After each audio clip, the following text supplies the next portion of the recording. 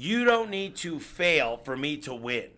For some reason, everybody thinks if Tommy wins, then my company's screwed. Why would I want to help Tommy? And I say this. I'll make you a millionaire so freaking quick. I'll make you a multi-millionaire so freaking quick. It's like going to the ocean with a 5-gallon bucket and saying there's no more water left. Hey everybody, welcome to this edition of The Den. I have Tommy Mello, owner of A1 Garage Door Services. Not your typical garage door company, over $150 million in revenue. Probably one of the fastest growing in North America home service companies. Congratulations on all your success. I don't even think you're 40 yet, are you? 39. Jesus, I just Lord. turned March 4th. So Did over $30 million last year in profit. Thank you for flying in from Phoenix with us. I appreciate it. Tommy, welcome to the show, brother. Thank you. I'm excited to be here. Really quite the place you got. It's about 120 people working their butts off here, making people rank better on Google. That's awesome. So, Tommy, let's just jump into your story. You're young, you're successful. I mean, you're by far the largest garage door company in the U.S. There's no one even close to you. As you get? There's a couple franchises that are pretty big, but overall, we're singly owned. We have no investors, so I'm able to make decisions on the fly. When you get a franchise, everybody's making a decision. No one moves fast. So for the viewers, tell them who you are in your story. I know who you are. A lot of other people. We were friends. You're good friends with Bill Rizal. So Yeah, so a little bit. I'm born and raised in Michigan. Moved here when I was 16 to Phoenix. Got used to shoveling snow, mowing lawns. One thing we learned is to work early. My mom and dad got a divorce when I was 7. If I wanted something, I had to figure it out. I was raised really well. It's not like they didn't take care of me, but if I wanted something, I got it done. And fell into garage doors in my early 20s and never looked back. One of the things I pride myself on is I make a lot of mistakes. I jump in. I take a lot of risk. I do, and I'm not afraid to take risk. I see a lot of people, they're so afraid. They're afraid to jump in. They never get started. They're like, this PPC stuff, I just want to make sure we're at the right point. I jump in head first and make every mistake in the book. If there's a mistake out there, lie, cheat, steal, I've had it all happen to me. I don't open my own mail. I don't open my own email. I trust a lot of people. I've let go of everything. And I just told you earlier, if you really want to grow, you got to learn to let go and try to be the dumbest guy in the room. You wrote a book, Home Service Millionaire. Yeah. It's a great book. Can you tell people about the book? Well, why did you decide to write the book? So I had a story to tell, and what I kind of I tried to get to A to C and skip B. So what I did is I tested 50 names, and I had a huge contest worldwide. Home Service Millionaire ranked the best. Then I did the same thing with the cover. Then I found all the topics that people wanted me to write on, and I kept it around that. And then I gave the book to Al Levy, who's a consultant of mine. He wrote the 7-Power Contractor. He says, Tommy, this book sucks. He's like, you got to rewrite it. So I rewrote it with 12 co-authors. I got the CEO of Service Titan. I've got, you name the people. I've got the COO of Home Advisor. Ellen Rohr talks about her financial quick check and how important it is to raise your prices.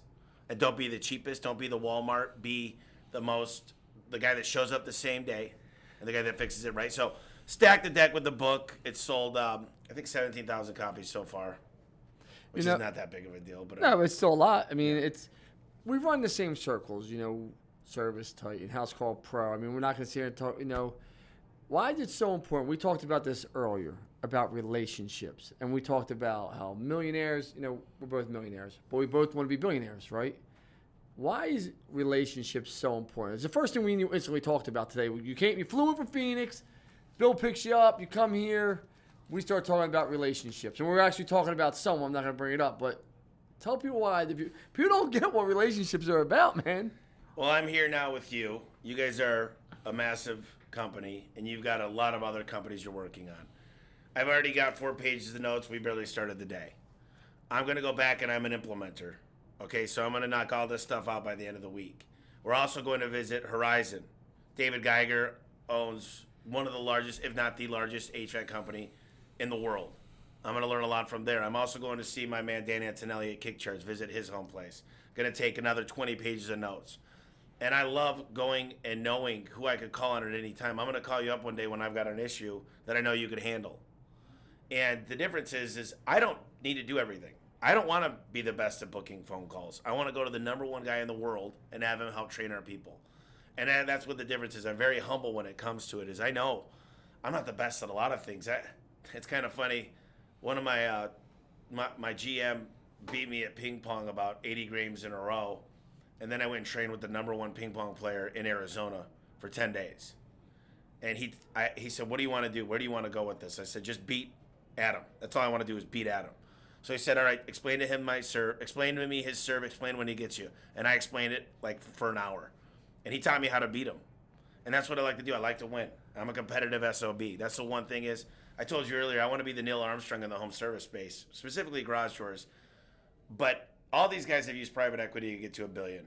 I want to get to $1 billion without private equity, and $1 billion is just the beginning.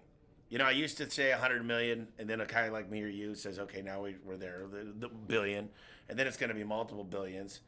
And I just want to go where no one's ever been before, and say that we did it with a team. So. You know, your team, your girlfriend's your right-hand person. Yeah. You have your same team. I say you treat them, you treat your people very well. A lot of people, you know, don't treat the people around them well. They take it all for themselves. We talked about that. Can you talk about why it's so important to take care of the people around you, your core people? You can't take care of every single person, right? You got to take care of the ones that count and then try and treat everyone else above fair, right? Yeah, and, you know, there's a certain threshold. There's a guy, he's a worldwide psychologist. Oh, man, his name's slipping. But he says, listen, Jordan Peterson, he says, after $65,000, I mean, people still want money, but as long as they could make their bare essentials, they could make their car payment, they could pay for their house, they could get their kids clothes and food. The rest is gravy. So you got to meet those requirements first. After that, I interviewed my top 3 technicians in the company. And what they said is, I said, what's the reason? Why do you guys stay at A1? They're like, one guy goes, well, I'm going to make $250,000 this year. You guys pay us really well. We've got all the benefits. But more than that, it's recognition. We get trophies. I just got done taking them to Costa Rica. I'm sorry, Cabo San Lucas. 32 of us went. There's right now we've got March Madness going on. Right now we're competing against each market. We're up 57% because of the gamification and competition. The best guys in my company sit in the front row and they say, "Where are we? We want to hear our names. We want to know where we rank." They want to know. The worst guys, they sit in the back, they bite their nails. They're like, "Why do we even do this?" And you can see the employees that want to go to the top. We've taken guys from not knowing the industry to a junior tech, to a senior tech that are managing an entire market now. And I think the fact is people want to grow. People say I hate millennials. I love millennials because they know what they want. They want to be involved. They want a career. They want a ladder to move up. And I see a lot of owners and they go, "I struggle every day. Like, how do you do it?" And I go, "Well, why would I want to work for you? Look at you. Look at your place. Like, first of all, your building looks like shit. Secondly, what do you do for your people? You say all these things you wanted to do for you. You got pages of stuff you need done, KPIs you expect. What are you going to do for them? What's one reason that I would work for you?" And I ask them that, and they go, "Well, listen, we're a pretty good company." And I go, "Yeah, well, based on what? You don't even have. Where do you want to go in 5 years, and how are you going to get there?" "Well, I want to be more profitable. I want to do more revenue, and I want to spend more time with my family." That's it. That's all they could say. How? Who do you need? Why? By when? I told you I want to do 151 million. Mm-hmm. We've got a budget to get there, and we've got to stay on pace and do everything possible. Is it true? I read an article saying that you were $50,000 in debt. In debt, and that was a year and a half ago. No. That was a long time ago. Okay. Yeah. No. Okay, so you went from $50,000 in debt to $155 million. It was only $30 million when I wrote the book 3 years ago. But it's crazy. When you're going over 100% a year, the biggest problem is capacity planning. You need the right amount of jobs for the right amount of techs, with the right amount of CSRs, the right amount of dispatchers. It's so easy to grow 10% a year. It's hard to grow 100% a year. Here's a question for you. Do you believe, and I say this all the time, I actually said this to a woman out there, right? It's one of the companies I owned to her husband and her, right? And she was saying to her husband, "I don't know how we're going to get people and this and that." And I said, what kind of fucking mindset is like your mind? Do you believe people's mindset just is horrible sometimes? Like, they just don't get it. Like, I look at it this way. If you can do it, I can do it. Well, I prefer, I hope the job market gets way worse. I hope gas prices go to $20 a gallon. I'm hoping that literally I'm not hoping for an economic downturn, but I am hoping it gets tough. Because when it gets tough is when I get going. You make it tough, bad times create amazing people. And I'm really good when it gets bad. You know, I'm very good at adversity. I love a challenge. And you throw me lemons, I'm going to make lemonade. You know, that's the way I roll. People tell me I love chaos and storms. I'm like, I am like you live in a war long enough, you'll become a warrior. See, when people say, how do you weather the storm? I say, I make the weather. Yeah, I mean, so let's talk about this. You know, we talked about recruiting, about why people would want to work for you. And I said it all the time. It starts with leaders. If your leaders are walking around with no energy and they don't take pride in what they wear and what they do, and they don't, you know, people thrive off of people. You know, I always say this. Two guys show up to your door. They're both selling the same product. I'm going to take 20% will buy just on pure price. The idiot guy that just says, I just want the cheapest person. 4%. Okay, so 4%. Okay, so it's that. 96 is buying the person that's at their home. Yeah. Why? Well, there's a lot of reasons why. Number one is people buy from people they like. Number two is people buy an emotion. They back it up with logic. There's a part of your brain that, you know, body language is really, really important, and you don't understand that, believe it or not, there's 4 reasons that people are going to sum you up into one of these buckets. Sex, because literally we're mammals. We want to live on, our species needs to live on. It's Darwinism. Number 2 is they put you in the friend zone, meaning we're friends. I want to buy from my friend. Number 3, you're an enemy. That's when I run.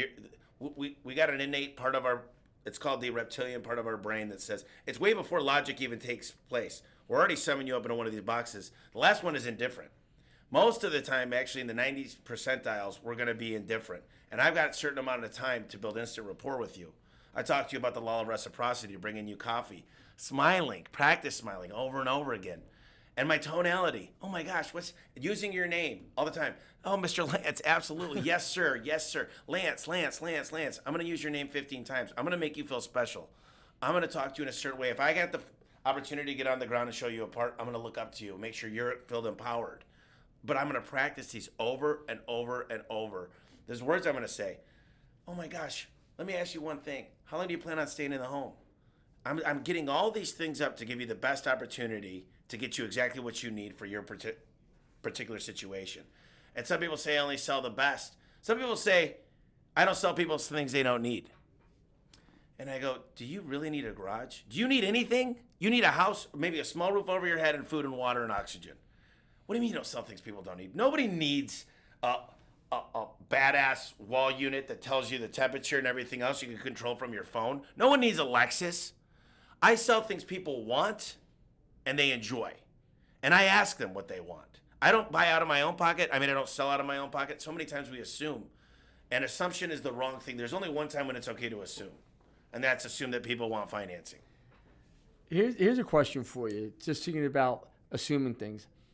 Have you found as your success grown, your circle's gotten smaller? I'm not saying your network's probably gotten bigger like mine, but Right. I'm saying your true circle. And do you feel like people just count your money? I don't know about the money part, but my circle, it's weird because the world is getting smaller as I get bigger, number one. Number two is if you look at your inner circle and you don't get motivated, you live in a cage, not a circle. It's not a circle of friends, it's a cage. And you only go as far as that circle. In fact, they say add the closest 5 people up, take the mean of their net, and you're within 10% of that. And most of the time you are. The only way to get out is to become doing what I'm doing now, going to visiting you, getting out, checking this out, having an experience, taking notes. Number 2, reading a lot. If you read enough, you're actually getting out of your inner circle. You're reading about Steve Jobs. Steve Jobs was a multi-billionaire. You start taking on some of those characteristics.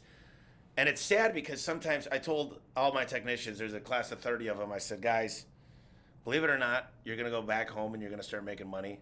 It might be your brother, it might be your best friend, but they're going to pull you down. They're going to go, let's go smoke weed. Let's go get wasted tonight. Every night they're going to want you to get wasted. Misery loves misery, and you need to push those people away. Trust me, we'll go have a ton of beers tonight, and I don't mind having fun, but certain people will try to pull you down. So I call it the crab pot theory. You ever hear it? I'm writing a book right now. And the crab pulls the other crab back in. Right, like if you don't have to put a lid on a boiling fucking pot of crabs because they're gonna pull. And I grew up poor, group home, foster care. I mean, you name it, I've seen it, I've done it.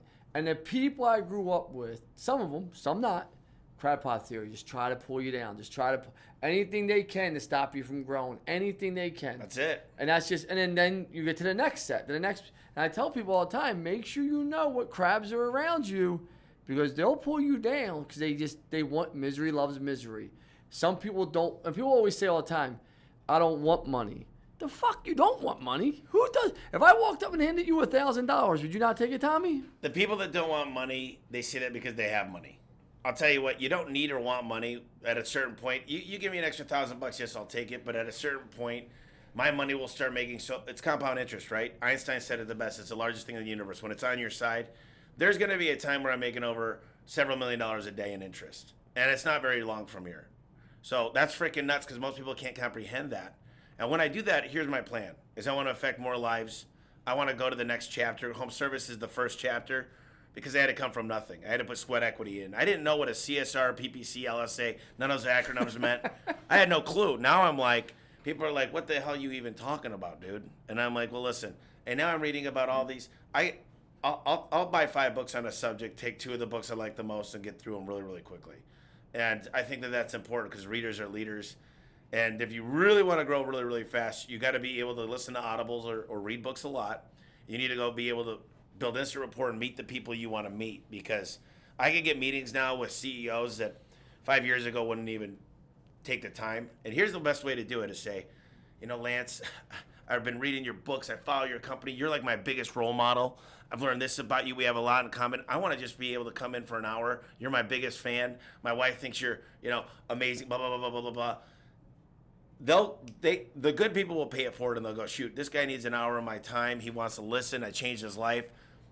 They'll do it if you come from a spot of being humble and say, listen, I want to learn more about you. I want to learn more from you. Whereas a lot of guys, they'll go, dude, I'm just like you. I'm trying to grow, take over the world just like you. And it's like, it's cool, and I don't mind meeting you. But my problem is, Bree will tell you, I meet everybody. I have a big heart, and I want to meet everybody. And I try to get a hold of this guy that wrote the book Essentialism. His last name's McGivern. And he wrote, I don't have time to meet anybody for the next 6 months because I'm working on my book. I thought that was a little overboard, like not meet anybody, but... So here's a true story. I'm going to tell you something. So 13 years ago, I started this company. And there was a guy, Will Reynolds here, called Sear in Philadelphia. He's one of the biggest agencies around. And he's still one of my biggest. He's still the same size as me. He might be a little bit more at this point, but, right down the road. And I called him. And I said, hey, Will, listen, I just want to grab dinner, pick your mind. I'm going on my own. He said, I'm booked for the next year. This is what the fucking guy wrote me. I'm booked for the next year. And I just started laughing. And I get along with him. It's fine. We had to talk about, he had an employee. I gave him my non-compete, whatever. But I still think back to that day. What would our relationship have been if he just would have grabbed a drink or dinner a half hour while we both lived in the city, both our offices were in the city at the time. Collaboration equals greatness. You do great things with people. And to this day, I still don't have a relationship with him except for when he needed some stuff. But the point being is, that's probably the biggest moment of my life where I was like, I'll never do that to anybody. I tell people this. You don't need to fail for me to win. For some reason, everybody thinks if Tommy wins, then my company's screwed. Why would I want to help Tommy? And I say this. I'll make you a millionaire so freaking quick. I'll make you a multi-millionaire so freaking quick. It's like going to the ocean with a 5-gallon bucket and saying there's no more water left. It's like, what is this mentality? Even with our employees, you could help everybody out. There's this thing on Facebook, and I thought it was really cool. This teacher takes these balloons, and thousands of kids in this high school, they all write their name on it. They put it in a hallway, and they give them 2 minutes to find their own name. And nobody finds their own name. And now the teacher says, listen, I want you to find one balloon and find the person that belongs to. Within 1 minute, everybody had their balloon. And she said, these balloons are a lot like happiness. Sometimes we can't find our own until we help others find theirs. And it comes back full circle. And I thought that was really cool because it's true. If you could help the people around you, what's his name? Spoke on stage for a long time, brain farting, but he said, listen, the only way you could get everything you want on this earth is by helping other people get what they want. Zig Ziglar. And I thought that was really, I said, this is why I'm put on this earth, is to help other people. So let's talk about this. You're a sales and marketing guy, right? Like that's you through and through. You learned it. Well, I love when people say I hate salespeople, and I start laughing. I'm like, everyone sold something. You sold your How'd you wife meet to your like wife? you. Yes. Hey, how'd you meet your wife? Yeah. I say it to everybody. How do you meet your wife? How'd you meet your husband? Hate you get your salespeople. kids. How'd you find a best friend? Well, what did you hate sales? That's Your whole life is sales. Everything we do. There's a book by Daniel Pink, To Sell Is Human. It's you. I sell my sons every day. Like that's the hardest job ever. I can't wait to have kids. Yeah, me either. You're gonna put you got a nice head of hair. Can't wait to see what it looks like in about 5 years. Yeah. So let's talk about that. Just about the sales and the marketing. Let's talk about sales. Why is sales so important for a company to grow? Well, sales. Look, at the end of the day, sales are what pay the bills. But I'll tell you what, it's really the process. Because I've got an 8-step sales process, but now we call it our customer service process that works every single time. And what I'll tell you is, if you build a process, a standard operating procedure, and you actually, the process is how you play the game. You know, in 7th grade, we learned how to play basketball. I was younger than that, but they actually gave us a one-sheeter, Mr. Dollar, my gym teacher, and we studied the game. And he said, you guys are going to play the game for 5 days straight. And then we're going to look at the KPIs, which are the scoreboard. He didn't use the word KPIs. Yeah. The manual was given to us how to play. And the process should teach somebody. The problem is with the process, it needs to be genuine. You need to be able, I can't teach you to smile. You know, it can't be some weird ass smile. It needs to be real. And I'll tell you this, we buy from people. And my prices are high just compared to some people, but they're lower than some. But it's the value. If the value outweighs the price, every single time you'll win. No doubt. So let's talk about marketing. You dove in and you said, I got to learn marketing. You understand the power of PPC, LS. You're not afraid to spend money on marketing. What should a service-based company that's trying to grow, what percentage should they be putting into marketing? Ballpark. I say 15%. 15%. Okay.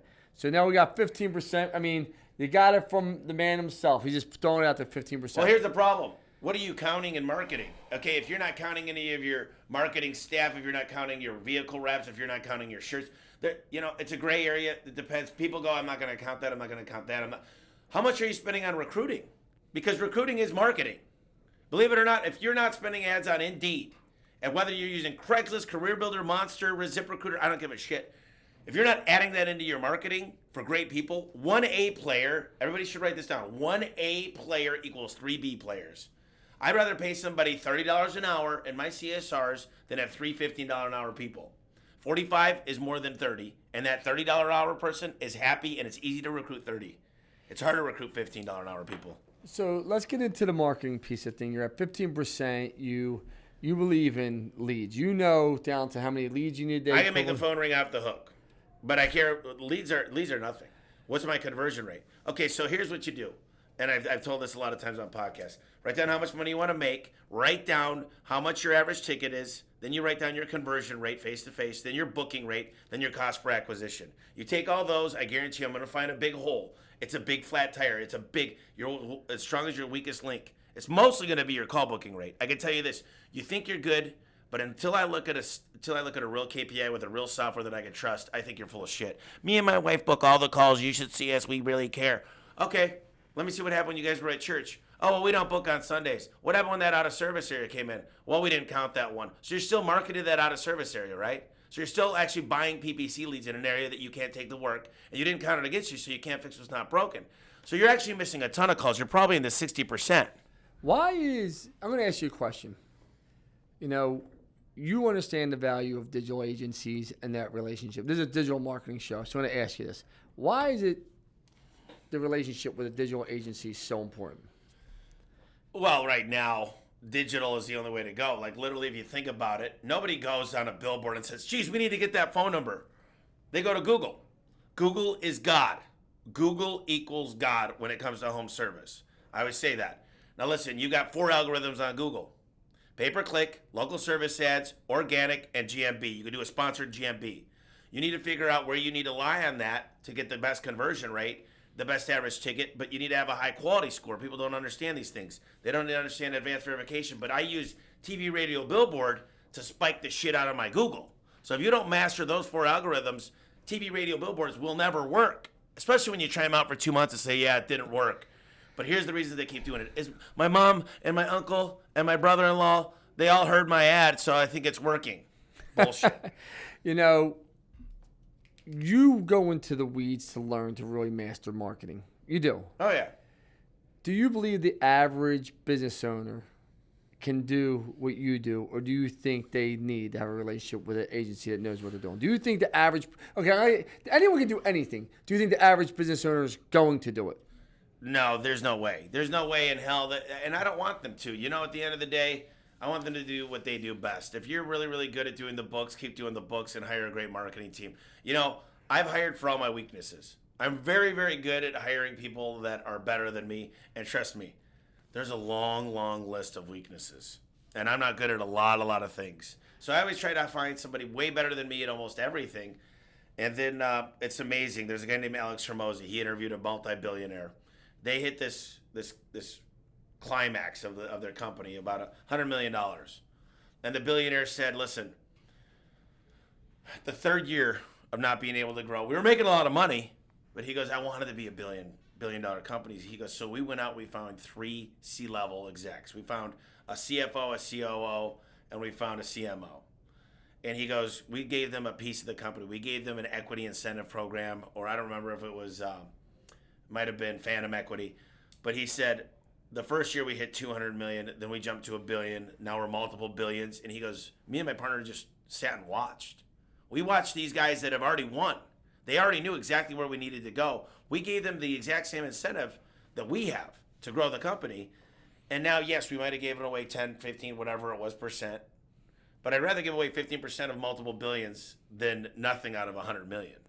Here's a question for you. I love the book EMyth. Yeah, I Michael watched some of your Gerber. stuff. Yeah. You love the book. Why is it so impactful, do you think? And why do you think every entrepreneur should read EMyth? I think it's one of the top 10 you should have to read. So the EMyth explains most of us are technicians. We're really good at our job. And then you also have the manager and the entrepreneur. The entrepreneur is what decided to go out as a technician and start being our own company. And I think the biggest mistake is we stay the technician. We're the only ones that do things right.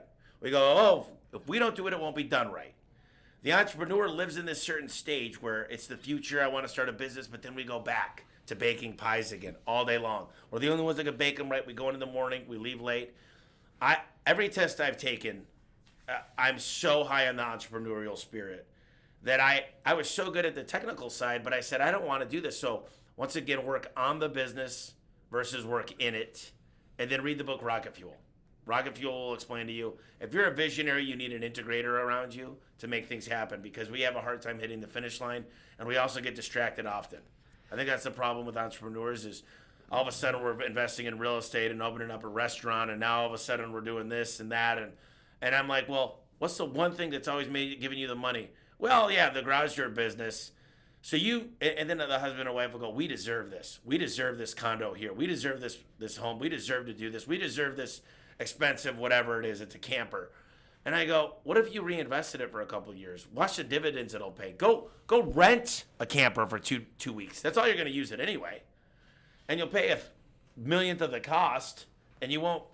They all go, we deserve this. We've earned this. And I'm like, I don't know. Did you? You didn't put any money. You put some sweat equity in. But why don't you do appreciating assets rather than depreciating assets? They always invest in a Harley. I go to my guys, who here has a boat? Who here has a Harley? Almost every hand, I'll go through like 5 things. Okay. A razor? Okay. Who here owns a home? Almost every hand goes down. I say, guys, I'm not thinking to brag about, but I put $300 away a month since I was 16 into a Roth IRA. I said I bought my first house. I told them when. I said I bought my second house, third house. I said I made over $1 million last year, not including A1, and I'm not bragging to you guys. I said, this was years ago. I said, what I'm telling you guys is I'm going to help you find the right investments. And everybody's going to walk out of here a multimillionaire. And I believe that my employees, they deserve to be millionaires.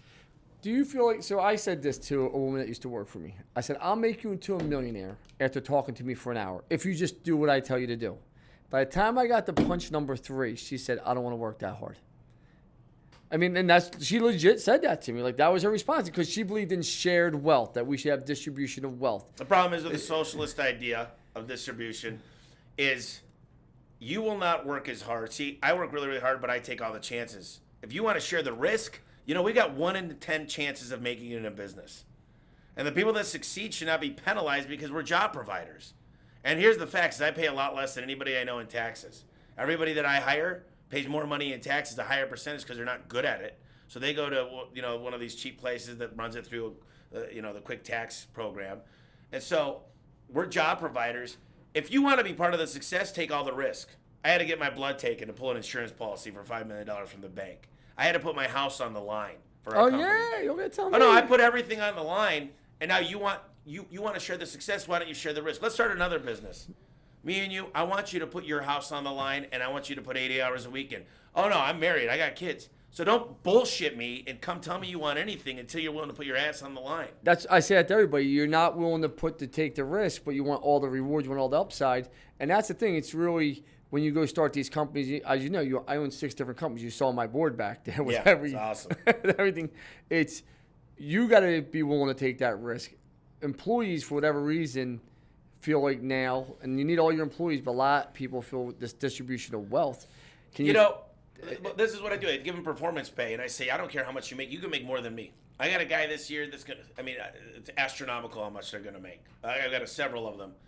But I don't care because it's all a derivative of what they make. Now, here's what I designed. And all my performance pay is that, Lance, you're going to make a lot of money, but that means I must have done really good.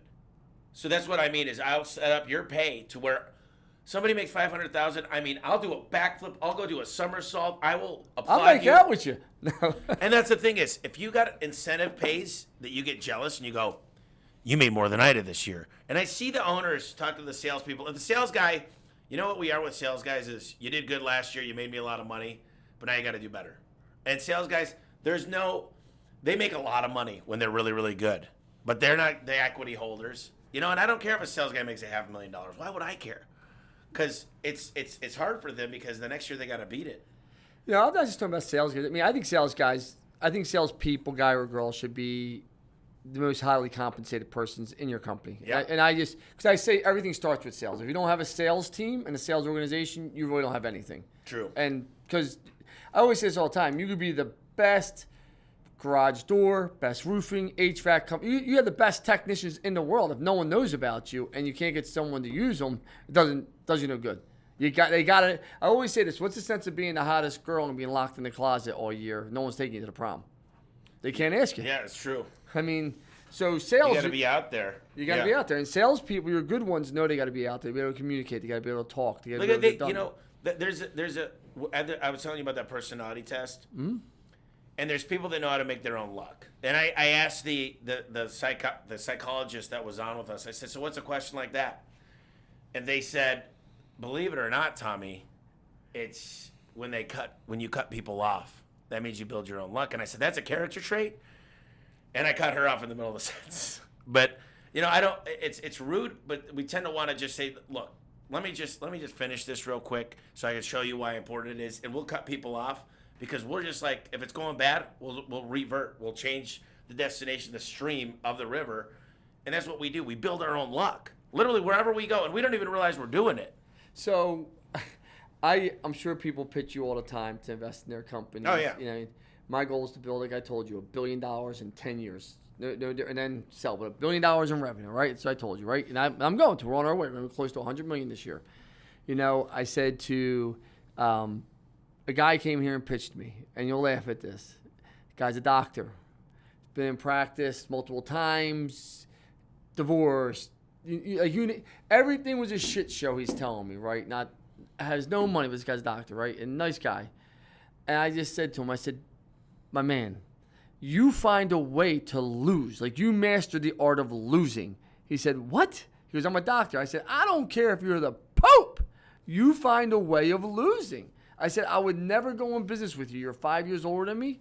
So far, you told me your journey. Where's the win anywhere? Yeah. Like you said, you make your own luck. I used to make mistakes and made every mistake like you and found a way to lose. Jolene, my CFO, always says to me, we're going to work it out. We're going to make it work. We're going to find and make it win. Like, you have to have that mentality. So core values aspire to be number one, and here's the deal. I freaking hate losing. I don't play cards. You give me cribbage, pinochle. I don't give a shit. Whatever game you play, if I'm going to play with you, if I'm on the boat, I want to catch more fish. I don't care what we're doing. I don't go bowling to have fun. I go to win. If there's a winner, I'm winning. I do not want no participation trophy. Don't give me no bullshit, no best improved. I want to win only. You put me in a group of guys, whatever we're doing, home service, believe it or not, if you ever tell me how much you're doing, I'm going to say, I want you to win too. I want you to make $1 billion, trillion dollars. But at the same time, I want to beat you. There's nothing in my heart or soul that says, yeah, I'll come second place. No, hell no. And the only competition I have is Elon Musk right now in my life. So the only guy I look up to, really. I mean, I tell my sons, and I use the same advice. I only compete with myself. I look at other people to get better, but I'm only competing with myself because everyone has a ceiling that they want to hit. I always say to people, you put the ceiling where you want to put it in life. And my ceiling now is Neil Armstrong's. I want to go to a different spot. I look at the best of the best, and I figure out where they're at, and I say, how do I beat that? And actually, if 100 million was the top, or 150 million, or whatever the hell it is, if that was the top of the game, this is true, I'd probably be looking to make an exit right now. Yeah. I'd probably be saying, I've conquered this. What's next? And I'd go on to my next challenge, but I'm not there. That's not the top. The top is multiple billions, so that's what I got to hit. Here's a question for you. As you keep grinding, you keep going, a young person watching this in the home service business. I mean, I own obviously an IT company, some other businesses, and a digital marketing agency. But someone in the home service business, they're young, they want to get into it. What advice would you give them? They're young. I'm a technician. I'm a Penco tech right now. I'm in school for HVAC, garage doors. It doesn't make a difference. Just interchange the widget. What would you give them? There's a lot of advice, but number one is success leaves clues.